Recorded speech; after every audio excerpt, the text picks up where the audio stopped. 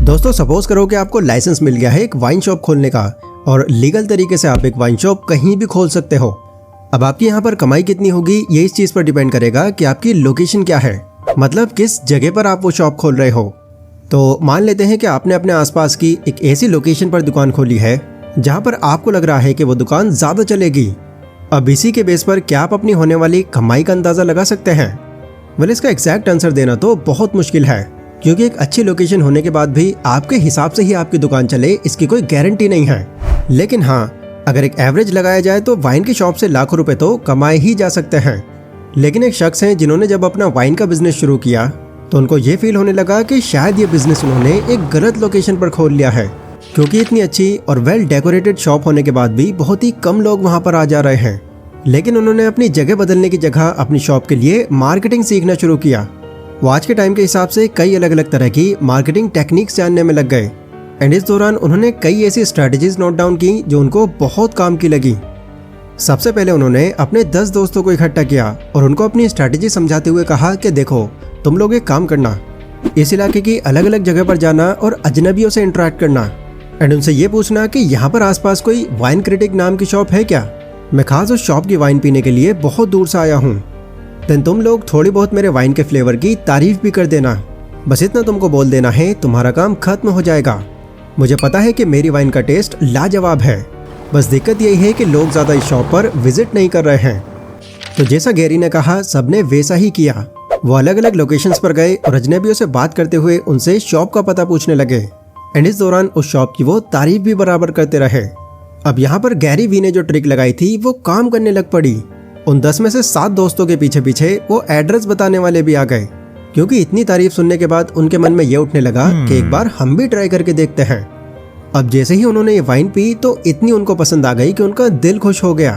Then वहीं पर उन्होंने भी ये सोच लिया कि इस कमाल की वाइन शॉप के बारे में वो अपने दोस्तों को भी बताएंगे। फिर ये चेन ऐसे ही धीरे धीरे बढ़ती चली गई। गैरी को जब ये मार्केटिंग टेक्निक काम करती हुई नजर आई तो उन्होंने और भी टेक्निक्स को यूज किया और मैक्सिमम टेक्निक्स ने उनको आगे पॉजिटिव रिजल्ट ही दिया। सिर्फ 5 सालों में उन्होंने अपनी फैमिली के वाइन बिजनेस को $60 मिलियन की कंपनी बना दिया एंड अभी के टाइम की अगर बात करें तो अभी उनकी नेटवर्थ अराउंड $200 मिलियन है एंड वो अमेरिका के फेमस एंटरप्रेन्योर और top class social media influencer हैं। उन्होंने अपने लाइफ एक्सपीरियंस के बेस पर लगभग 6 बुक्स लिखी हैं, जिनमें से उनकी 4 बुक्स न्यूयॉर्क टाइम्स की बेस्ट सेलिंग बुक रही हैं। अब सबसे बड़ा सवाल जो आपके मन में उठना शुरू हो गया होगा वो ये कि चलो एक मार्केटिंग टेक्निक तो पता चली, बट इसके अलावा बाकी और कौन कौन सी टेक्निक्स थी जिन्होंने उनके बिजनेस को इतना रैपिडली ग्रो किया कि वो इतने कम टाइम में करोड़पति बन गए। तो इन सभी सवालों के जवाब आपको इस वीडियो में मिलने वाले हैं और कई ऐसी टेक्निक्स पता चलने वाली हैं जिनको अगर आपने अपने बिजनेस में अप्लाई कर दिया तो आपका बिजनेस भी रैपिडली बूम करना शुरू हो जाएगा। अब इस वीडियो को बनाने के लिए मैंने उनकी 2 बुक्स और कुछ उनके सेमिनार्स की हेल्प ली है, जहां से मैंने 6 ऐसे हुक पॉइंट्स निकाले हैं जो आपके और आपके बिजनेस के बहुत ज्यादा काम आने वाले हैं। अच्छा, अगर यहाँ पर कोई ऐसा भी है जिसने अभी तक कोई बिजनेस शुरू नहीं किया तो उनके लिए तो ये वीडियो और भी ज्यादा इंपॉर्टेंट है। यहाँ से आपको शुरुआत में ही कई ऐसी टेक्निक्स पता चलने वाली हैं जो आपका बिजनेस बहुत जल्दी ग्रो कर देंगी। So let's begin. Number 1, build relationships through value. Gary Vee कहते हैं कि एक रिलेशनशिप के बिजनेस के अंदर बहुत ज्यादा वैल्यू है। जब आप अपने और अपने प्रोडक्ट से पहले दूसरों को इंपॉर्टेंस देते हो तो आपको भी उनकी तरफ से वही इंपॉर्टेंस मिलती है। इसीलिए आपने देखा होगा कि ये Amazon, Nike, Google, Apple, Samsung, ये जितने भी बड़े बड़े ब्रांड्स हैं, उनका कंटेंट हो, प्रोडक्ट हो या फिर मार्केटिंग हो, सब कुछ उनके ऑडियंस की नीड को ध्यान में रखकर वो बनाते हैं ताकि उनकी सर्विस पाकर वो दिल से खुश रहें। एंड इस तरह अपने कस्टमर्स को वैल्यू देकर ब्रांड्स उनके साथ अच्छी रिलेशनशिप बना पाते हैं। यही रीजन है कि एप्पल कंपनी का कस्टमर आईफोन को लेकर इतना ज्यादा लॉयल है कि हार्डली ही आपको कोई ऐसा इंसान मिलेगा जो एप्पल से एंड्रॉइड पर स्विच कर जाए। एंड इस तरह की लॉयल्टी ही उनकी फेवरेट कंपनी की लॉन्ग टर्म सक्सेस का एक फॉर्मूला भी है, क्योंकि ऐसी कंपनीज के पास उनके कस्टमर्स का ट्रस्ट होता है। गैरी बोलते हैं कि मैं आजकल बहुत नोटिस करता हूँ कि ज्यादातर शुरुआती entrepreneurs short term profit making पर ही ज्यादा ध्यान लगाए हुए हैं। वो जल्दी अमीर बनने के लिए हर दूसरी चीज बस अपने प्रॉफिट के लिए ही करते हैं एंड अपने कस्टमर्स की एक्चुअल नीड जाने बिना ही वो बस सेल्स करने निकल पड़ते हैं। इसी वजह से 90% स्टार्टअप मुश्किल से 5 साल भी नहीं टिक पाते और बहुत जल्दी दम तोड़ देते हैं। अब देखो, अमीर बनना कोई शॉर्टकट नहीं है, ये एक लंबी रेस की तरह है जिसमें अगर आपको फिनिश लाइन तक पहुंचना है तो आपको सारे रूल्स मानते हुए आखिर तक भागते रहना होगा। Number 2, quality content is the key. कोई मूवी अगर अच्छी हो और लोगों को पूरा एंटरटेन कर रही हो तो भले वो मूवी 4 घंटे की ही क्यों ना हो, लोग वो पूरी देखेंगे। लेकिन अगर वहीं कोई 60 सेकंड की छोटी रील भी अच्छी ना हो तो लोग उसको तुरंत ही सेकंड्स में स्वाइप कर देते हैं। गैरी बोलते हैं कि किसी भी चीज़ को ब्रांड बनाने के लिए सबसे ज़रूरी होता है कंटेंट। अगर आपका कंटेंट अच्छा है, उसमें दम है, या आपके कंटेंट से लोगों को कुछ मिल रहा है, तो आपके आने वाले हर कंटेंट के लिए वो पूरे एक्साइटेड रहेंगे। बट वहीं अगर आपके कंटेंट का ना कोई सर है ना कोई पैर, उसमें कोई ऐसी बात नहीं है जो आपकी ऑडियंस की लाइफ में कोई बेनिफिट कर रही है, तो भूल जाओ कि आपका बनाया हुआ कंटेंट लॉन्ग टर्म तक टिक भी पाएगा। अब यही सेम चीज़ प्रोडक्ट पर भी अप्लाई होती है। कोई कंपनी तब कामयाब हो पाती है जब वो कोई ऐसा प्रोडक्ट बना रही हो जो वाकई में कमाल का हो। गैरी ने अपनी वाइन की लोकेशन भले ही गलत चुन ली थी, पर उनको अपनी वाइन के टेस्ट पर पूरा बिलीव था।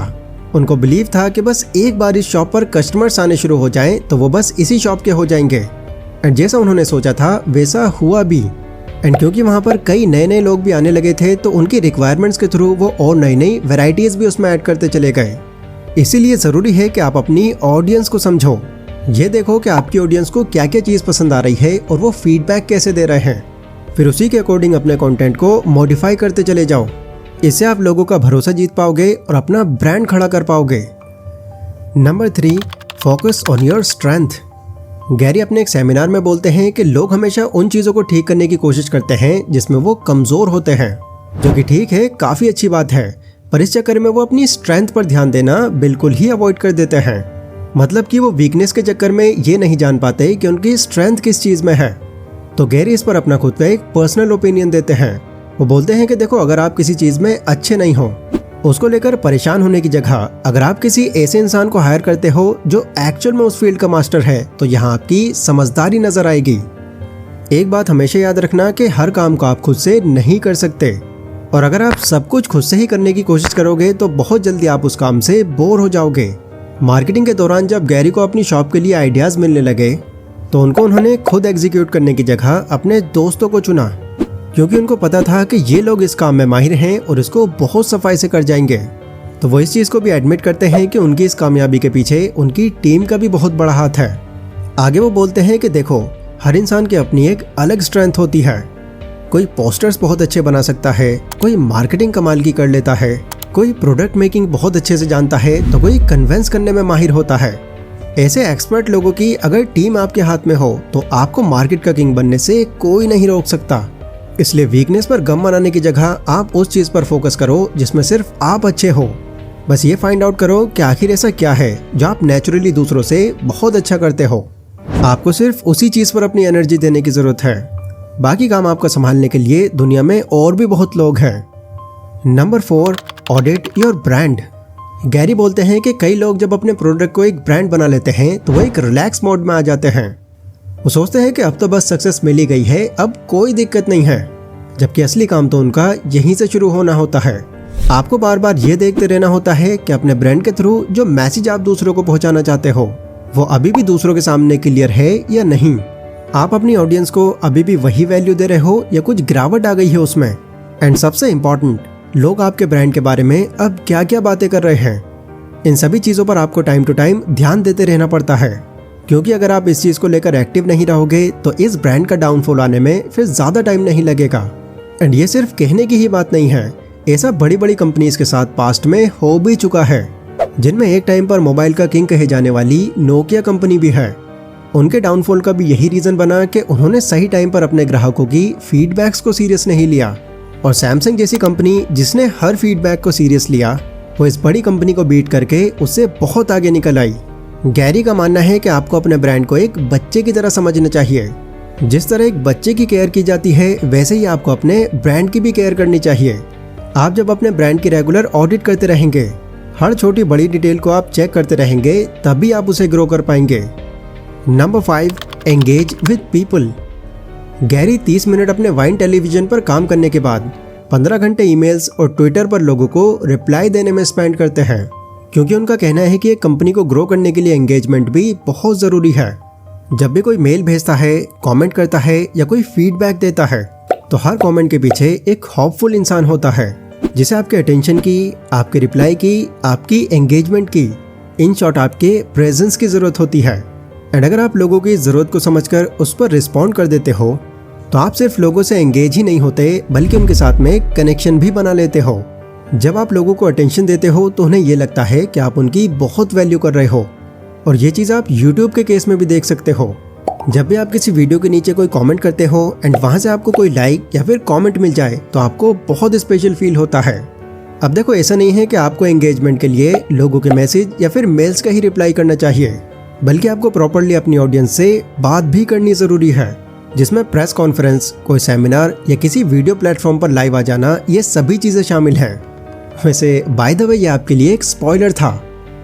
Number 5, being rich means having time. Imagine करो कि एक आदमी है जो बहुत अमीर है, उसके पास करोड़ों की संपत्ति है और हर वो चीज़ है जो शायद एक आम आदमी का सपना होता है। लेकिन इतना पैसा होने के बाद भी उसके पास इतना टाइम भी नहीं है कि 2 मिनट रुककर वो नेचर की खूबसूरती इंजॉय कर सके या फिर अपने घर वालों के साथ बैठकर डिनर वगैरह कर सके।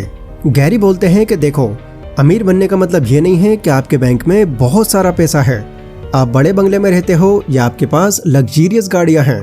अमीर बनने का मतलब है कि आपके पास उन चीज़ों को करने के लिए इनफ टाइम है जो आप करना चाहते हो। अगर आप अपनी फैमिली के साथ टाइम बिता पा रहे हो, अपने पैशन पर काम कर पा रहे हो, जब मन चाहे तब ट्रैवल कर पा रहे हो, जो इच्छा हो रही है वो खुद जाकर खरीद पा रहे हो, तो भले ही आप कितना भी पैसा कमा रहे हो, आप एक वेल्दी इंसान हो। कहने का मतलब ये है कि आपको ऐसे कामों से दूर रहना चाहिए जो आपके बिना चल ही नहीं सकते।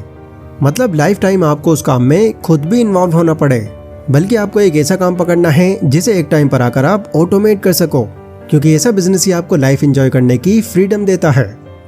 तो गाइज, ये थे कुछ ऐसे तरीके जिससे गैरी वेनरचक ने $1 बिलियन का बिजनेस खड़ा किया और बहुत पैसे कमाए। ये सारे ही तरीके एकदम प्रैक्टिकल हैं और गैरी के खुद के आजमाए हुए हैं। इसीलिए इनको अगर आप भी यूज करते हो तो बहुत हाई चांस है कि आप कम टाइम में अपने बिजनेस को भी ग्रो कर पाओगे। ये वीडियो अगर आपको पसंद आई हो तो इसको लाइक जरूर करें।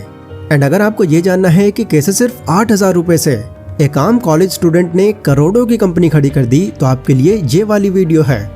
मिलते हैं अपनी उसी वीडियो में, तब तक के लिए stay safe, stay healthy, take care.